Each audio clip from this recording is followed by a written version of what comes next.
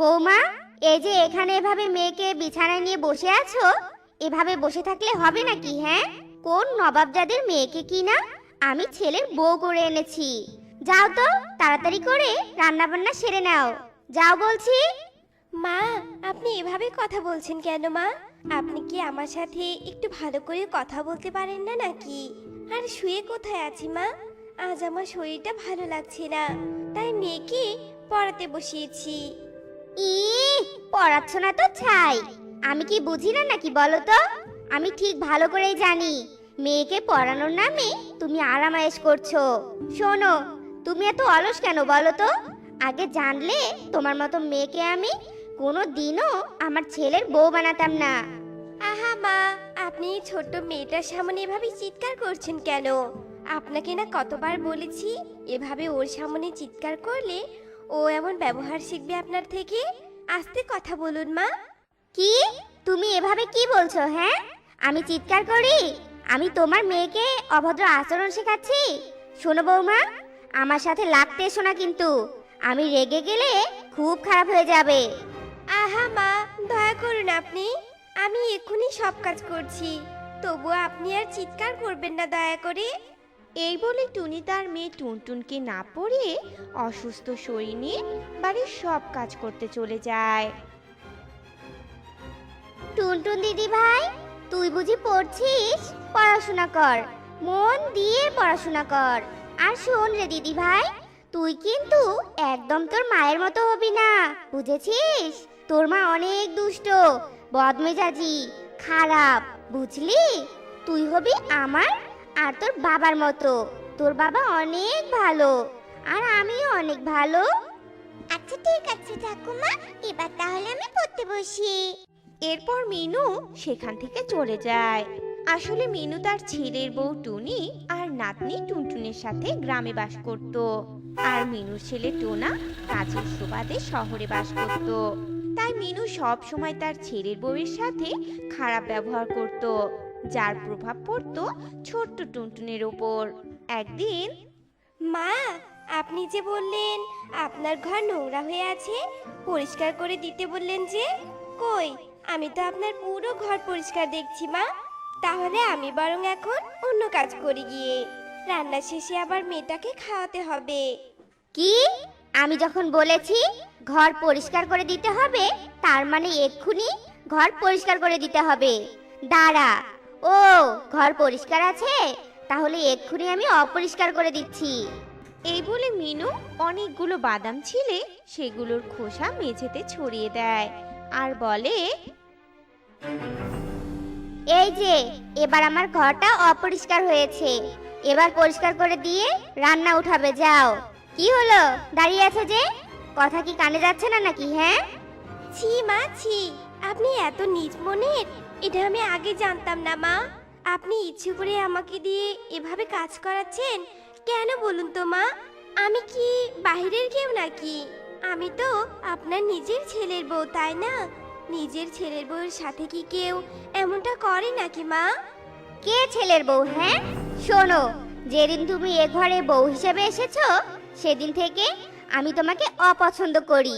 নেহাত টুনটুন পৃথিবীতে এসেছে, নয়তো কবেই তোমাকে আমি এ বাড়ি থেকে বের করে দিতাম। তাই নাকি মা? আপনি কি সত্যি টুনটুনের কথা ভাবেন নাকি বলুন তো? টুনটুনের কথা ভাবলে আপনি এভাবে চিৎকার চেঁচামেচি করতেন না মা। একবারও কি ভেবেছেন টুনটুন এসব দেখে খারাপ হয়ে যাবে? না, কখনো না। আমি টুনটুনকে আমার মতো করে গড়ে তুলবো। কখনো তোমার মতো দুষ্ট, হিংসে, পাজি কিছুতেই হতে দিব না, বুঝতে পেরেছো? এসব বলে মিনু টুনটুনি সেখান থেকে চলে যায়।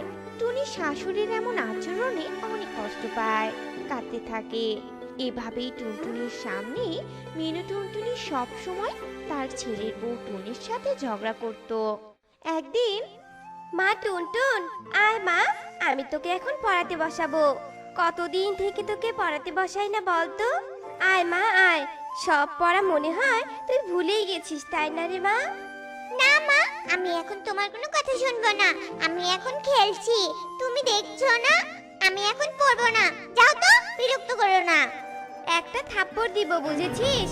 সারাদিন শুধু খেলা আর খেলা, তাই না? এত খেলিস তবুও তোর হয় না? একদম কানের কাছে বক বক করবে না তো, যাও বলছি এখান থেকে।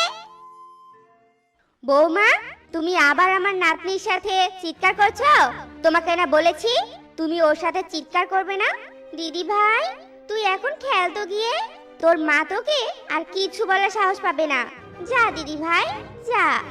তুমি সত্যি অনেক ভালো ঠাকুমা, আর মা সব সময় জ্ঞান জ্ঞান করে, তোর ভালোই লাগে না আমার। মেয়ের এমন আচরণ দেখে টুনি অবাক হয়ে যায়।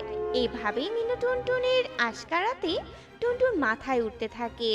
একদিন, বৌমা, তুমি মাটির ব্যাংকটা ভেঙে ফেললে, এতগুলো টাকা দিয়ে কি করবে শুনি? আসলে মা, মেয়েটার খাতা পেন্সিল সব শেষ হয়ে গেছে। পেন্সিল, রাবার এগুলো কিনতে হবে মা। আবার রান্নাঘরের জন্য হাঁড়ি পাতিল সব নষ্ট হয়ে গিয়েছে। তাই ভাবছি কিছু হাঁড়ি পাতিলও কিনবো। কি হাড়ি পাতিল কিনবে মানেটা কি? হ্যাঁ, তোমার শুধু টাকা নষ্ট করার চিন্তা, তাই না বৌমা? কোনো হাড়ি পাতিল, পেন্সিল, রাবার কিনতে হবে না। তাহলে মেয়েটা কিসে লিখবে মা? আপনি একটু বোঝার চেষ্টা করুন। সে আমি কি জানি? হ্যাঁ, তোমার কোনো কথা এখন আমি শুনতে চাচ্ছি না। দাও তো, আমাকে টাকাগুলো দাও। এই বলে মিনু টুনটুনি টাকাগুলো নিয়ে চলে যায়। আর টুনি অনেক কাঁদতে থাকে। মা কেন আমার সাথে এমনটা করে? উনি কি আমাকে কখনো নিজের মেয়ে ভাবতে পারে না নাকি? এভাবে টুনি কাঁদতে থাকে। এভাবেই বেশ কয়েকদিন কেটে যায়। একদিন টুনি যখন ওর মেয়েকে নিয়ে বাজারে যাচ্ছিল, এমন সময় ওর মেয়ে বলে, মা মা, তুমি আমাকে একটা খেলনা কিনে দাও না মা। মারে, আজ তো আমি খেলনা কেনার টাকা নিয়ে আসিনি রে মা। আমি বরং অন্যদিন তোকে খেলনা কিনে দিব, কেমন? না না না, আমার আজকেই চাই, মানে আজকেই চাই। আমার এক্ষুনি খেলনা চাই, তুমি আমাকে এক্ষুনি খেলনা দিবে। টুনটুন, একদম জেদ করবি না কিন্তু। আমার কথাটা শোন একটু। আমি জানতাম তুমি আমাকে দিবে না। ঠাকুমা ঠিক কথাই বলে, তুমি একটা ডাইনি মা। তুমি অনেক খারাপ, বদমেজাজি, তুমি বেয়াদব, তুমি খুব খারাপ, বাজে, দুষ্টু মহিলা কোথাকার। এই বলে টুনটুন ওর মাকে কামড় দেয়। আর কামড় দিয়ে সেখান থেকে উড়ে পালিয়ে চলে আসে। আর টুনিও রেগে বাড়িতে আসে। মা, আপনাকে আমি বলেছিলাম না আপনি সবসময় চিৎকার চেঁচামেচি করবেন না, এতে টুনটুন খারাপ হয়ে যাবে। কিন্তু আপনি তো আমার কোনো কথাই শোনেননি। এখন দেখলেন তো, মেয়েটা আজ আমাকে কামড়িয়ে দিয়েছে আর অনেক বাজে কথা শুনিয়েছে জানেন।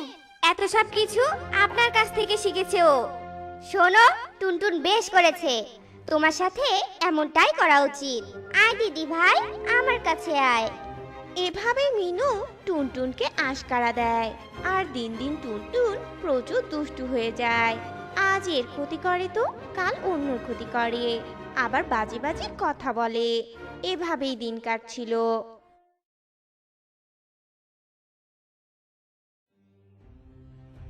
কই গো মিনু মাসি, কই তুমি? তোমার নাতনিকে কি ভালো শিক্ষা দাওনি? হ্যাঁ, জানো আজ আমার ঘরে মিষ্টি চুরি করতে গিয়ে ধরা পড়েছে, আর আমার হাতে কামড় দিয়ে পালিয়েছে। এতটুকু বাচ্চা ভালো শিক্ষা না পেয়ে কি পেয়েছে? হ্যাঁ, ছি ছি ছি, এগুলো শিক্ষা দাও বুঝি? দেখেছেন মা, দেখেছেন আমাদের বাড়ির ঝগড়া দেখে টুনটুন আজ কেমন হয়েছে দেখেছেন? দেখুন, আজও অন্যের খারাপ করেছে। আপনাকে বলেছিলাম ওকে আশকারা না দিতে, কিন্তু আপনি তো আমার কোনো কথাই শোনেননি। এখন দেখুন, আপনি যদি আমাকে নিজের মেয়ে ভেবে ঝগড়া না করতেন, তাহলে আমার মেয়েটা আজ অনেক ভালো শিক্ষা পেত। তুমি ঠিক বলেছো বৌমা, সব দোষ আমার। আমি নিজ হাতে ওকে খারাপ বানিয়েছি। ছোট বাচ্চারা যা দেখবে তাই তো শিখবে, তাই না? তাই ভুল যখন আমি করেছি, তাই আমি সব শুধরে নিব। এরপর মিনু আর কখনো টুনির সাথে খারাপ ব্যবহার করেনি। আর টুনটুন সুশিক্ষায় বড় হতে থাকে।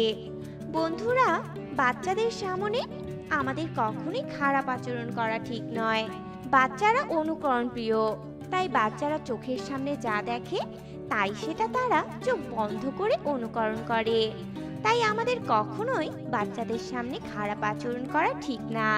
আর আমাদের আজকের গল্পটি তোমাদের কাছে কেমন লেগেছে তা কমেন্টে জানাতে ভুলো না কিন্তু।